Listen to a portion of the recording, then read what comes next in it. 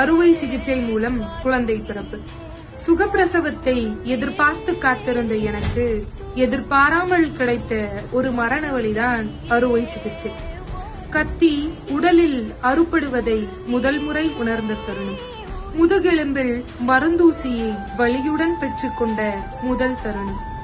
சிறுநீரை வெளியேற்ற குழாய்கள் சொருக்கப்பட்டு மருந்துகளை உட்செலுத்த கை நரம்புகளில் குழாய்கள் செலுத்தப்பட்டு நானே நானாக இல்லாமல் அப்படியே கிடந்த தருணம்.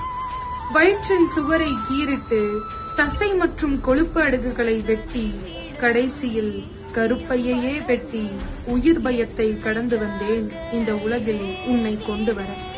நஞ்சுக்கொடியை அகற்றி தையலிட்டார்கள். அதையும் உணர்ந்தது இந்த உடல். உடலா ஏதோ சாதாரண பொருளா தெரியவில்லை. கத்தியும் இரத்தமுமாய் கிடந்து மயக்கம் தெளிந்தது.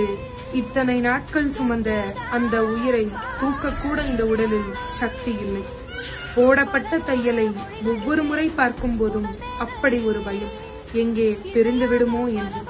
இத்தனை வலிகளையும் தாங்கி கடந்து வந்தால் இளம் வயதிலேயே இடுப்பு வலி, முதுகு வலி.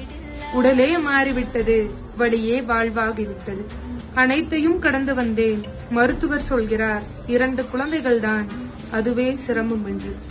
யாரிடம் சொல்வது நான் பட்ட வலிகளை? வலியை மட்டுமே முழு நாளும் அனுபவித்து ஒரு உயிரை இந்த உலகிற்கு அறிமுகம் செய்த நாள் வாழ்வில் மறக்க முடியாத ஒரு நாள். சுகப்பிரசவத்தை மட்டுமே பெரும் பேச்சாக பேசும் இந்த சமூகத்திற்கு எங்கே தெரிய போகிறது எங்களை போன்றோர்களின் பெரும் வலி?